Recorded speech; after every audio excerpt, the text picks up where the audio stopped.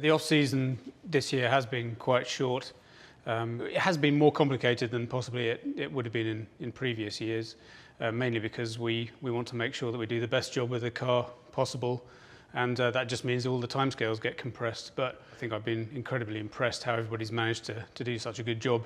One of the main challenges we faced through the design period of this car was a very late decision on what power unit we would be using. We did what we could in terms of the packaging of the car without knowing the power unit, but ultimately it led to a very compressed design cycle. I think the guys, the drawing office in particular, did a fantastic job in turning that around and then manufacturing, reacting to what was a very short lead time. Yes, it was more challenging. It was a little different from what we've been used to, yet yes, we'll surmount the challenge, survive and present the car for the winter tests. By having less time, we make more compromise in terms of choice and what type of system we put on the car.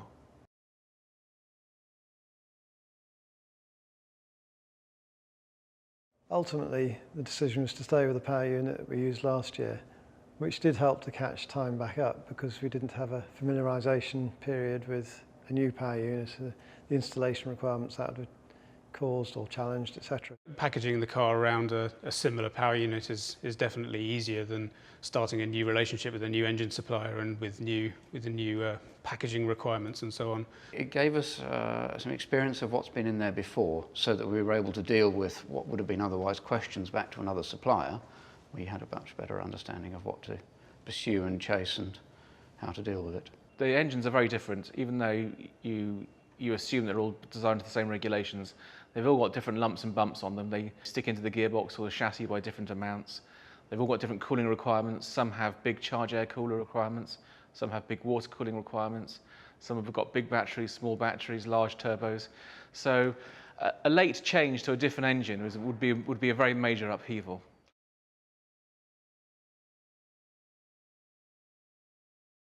Really, there's been no regulation changes of any significance over the winter. There's a minor detail where the wastegate cannot now join into the main tailpipe. Aerodynamically, it's trivial, slight repackaging around the rear wing pylon, but that's about all.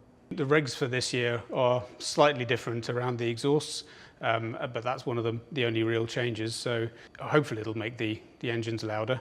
We'll see at the first test on Monday. When you look at the back of the car, there will no longer be one big exhaust pipe. There'll be another one or two next to it, depending on who's designed it. They might be a little bit louder. I don't think it'll be much louder.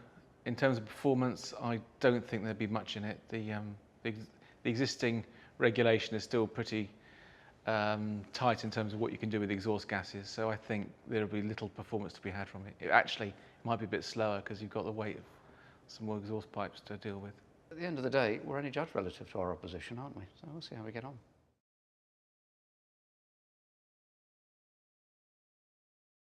Last year was a difficult start to the season. We had some handling issues through some different philosophies we tried over the winter. They didn't work out, but it was a very useful exercise. Often, if you have a good handling car, it's difficult to learn.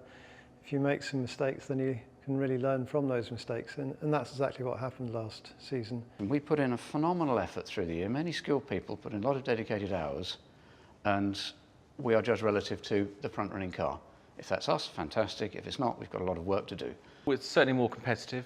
The car started off reasonably reliable last year, but we did lack some performance, and there were some minor gremlins that we needed to get on top of. And like all these things, you think they're minor, but once you've got on top of them, you find more doors open to you and you quickly find more performance.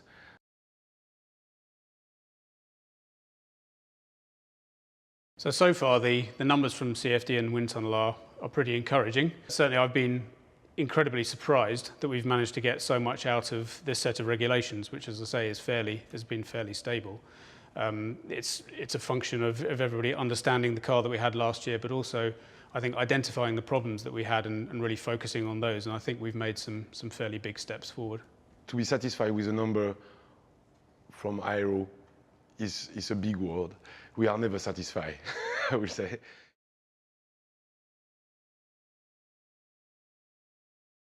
My hopes for RB12 are that it continues the sort of same rich vein of form that we had with RB11. And obviously there were not necessarily the results that we'd hoped, but I think we all knew that we had a good foundation in the car and the chassis. I'd like to see that continue.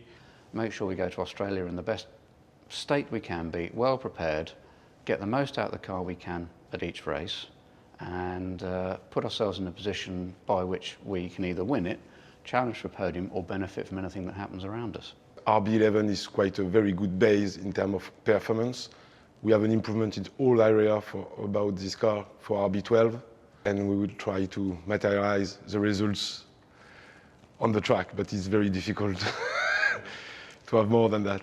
Well, as far as the RB12 is concerned, I kind of hope that we can win some races. It sounds a bit far-fetched after last year's performance, but I think this year that I think power-wise, hopefully we can make a bit of a step, and that will level the playing field a bit.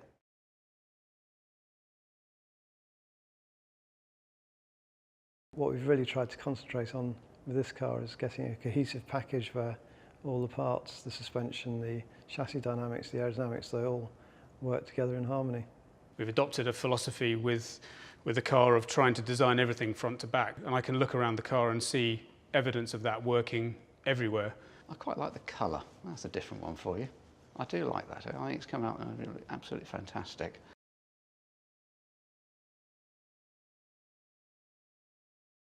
There is a change in the regulations of the tyres and the way the tyres are used, and indeed the tyres themselves. We are quite kind on the tyres. We suffer less from degradation than some of our rivals. So it's an extra area that hopefully we can use the performance of the car to benefit from. Hopefully, not all the teams will converge on the same solution, so we'll end up with different tyres at different races, which will be exciting. I think we've seen in the past when we had tyre wars and where people could choose their own tyres, that sometimes people made bad mistakes, which always shook up a races. So I hate to say that we would do that, but it's always nice to see races where things change a bit. So hopefully it'll add a sort of needed bit of excitement into the racing. There can be seen to be a desire to take softer and softer tyres, yet with a wear limit that's, shall we say, imposed via Pirelli, it's an interesting challenge, and it'll take a while, I think, for everyone to evolve to not common solutions, but similar solutions. The new tyre rules and the possibility to make a choice in terms of tyre for each race, as an engineer, is very exciting, and it can give you an advantage compared to others. After, we have to see if everybody is choosing the same thing than us. It will be not advantage, but it could give us some quite interesting race if we have a different choice. It might give a few teams the opportunity to sort of roll a few dice at a few events where you might go, actually our tyre deg is potentially better than our opposition, typically at these kind of circuits, and that we're going to roll the dice and go for a racier tyre and see whether we can make it last. I don't think it's going to change the World Championship, but it might give the odd team a chance of putting a fast one on some of the bigger teams. So it's not a bad idea.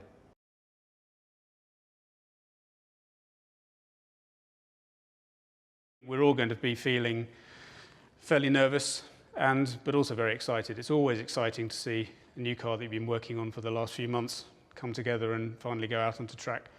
But the nerves come from really what the drivers are going to say about it, and they're not shy about telling us what they think about the car, so hopefully there'll be mostly good comments. Optimistic, a bit tired, and really looking forward to getting going. The morning of the first test is always a very exciting time. The cars finally come together, and it's hopefully fired up at least a few days before then. And in terms of the performance of the car is concerned, you only really get a feel from what the drivers say and the aero data that starts to come back. There's no point looking at anyone else's lap times. You just know where you are, you know how much fuel you've got in the car. Hopefully you have a big smile on your face. I think you know if the car's rubbish or really good. By the end of the first day, we'll have got the data to see whether the car seems to be performing as we expect it to. If the answer is yes, it is, then that's the first box ticked, and then it's down to the usual development cycle.